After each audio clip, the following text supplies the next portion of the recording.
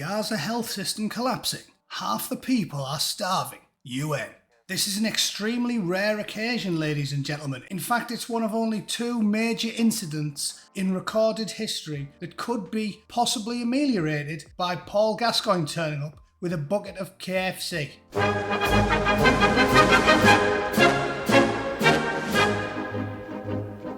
Okay, sense of humour in adversity and all, but there are some serious points I'm going to make regarding this story. I will get to them shortly. In the meantime, let's have a read. Gaza's health system is on its knees and collapsing, the head of the World Health Organization said on Sunday, as Israel pressed ahead with its military offensive in the Palestinian enclave. As they surely will do and will continue to do, because A, statistically it's a worse offence than 9/11 was for the Americans, and B, if the same thing happened in the UK and there was a day of mass murder where tens of thousands of people were butchered like dogs in the street, you best believe, bolstered by public sentiment, the British government would move heaven and earth to crush utterly everybody that was involved in perpetuating it. I am certainly not pro-Israel in any way, shape or form, but I do accept the fact that I think we would freak out if something similar happened to us. And I'm also something of an isolationist and a small state libertarian, so I feel we shouldn't get involved. If the Israelis want to go through there with a dose of salts, that's up to them. Personally, might not be a sensible manoeuvre in a culture that appears to be obsessed with revenge.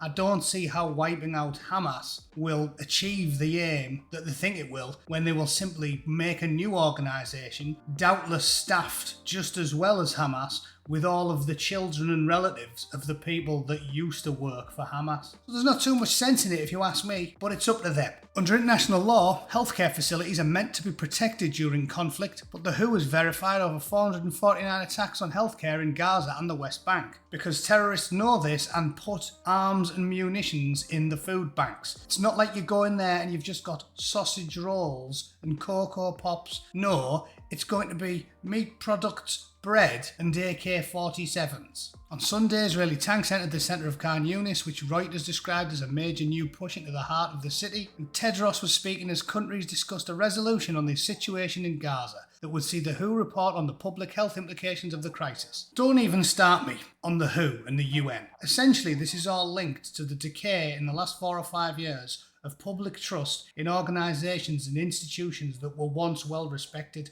The WHO is corrupt, it is partisan, and it is authoritarian, and they don't act in the best interests of the general public. They act in the interests of their corrupt and decadent paymasters. Blowing a whistle at the World Health Organization. Lessons for Italy and beyond. Francesco Zambon suffered retaliation for reporting wrongdoing at the WHO. Now there's a civil society coalition behind him. The WHO is corrupt. It is a corrupt organisation that should be pulled apart brick by brick. I can point you at dozens of stories related to them. Tedros is about as trustworthy as a crack whore with a gambling addiction. And Henry Miller and Jeff Steyer wrote an excellent article about holding the WHO accountable because it's obvious that the United States should be withholding support. The pandemic proved that the World Health Organization is in league with commie China. You know it and I know it. They're not interested in your health, ladies and gentlemen. They're interested in doing as they are told and taking money from anyone who's willing to bribe them. And don't think the UN's immune to all this either.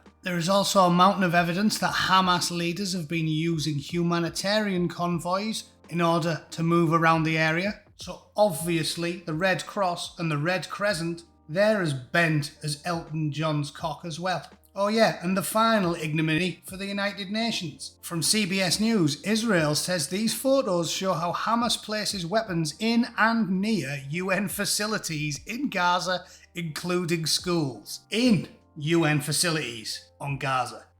They are using UN facilities to hide bombs, ammunition and firearms. And there's even been reports that a major Hamas commander was sheltering inside a UN compound. So what say you, ladies and gents, after the last 4 or 5 years? Do you trust the big governments and the big organisation to do the right thing and look after your interests? Or are we being governed by a bunch of authoritarian sociopaths who are obsessed with power and will do anything and everything to obtain it and keep it? Let me know, but I'd suggest you continue to do what I do and trust absolutely nobody, because when the game is rigged, the only sensible option is to not play at all. Thanks for watching. I'll see you all very soon. Toodle pip.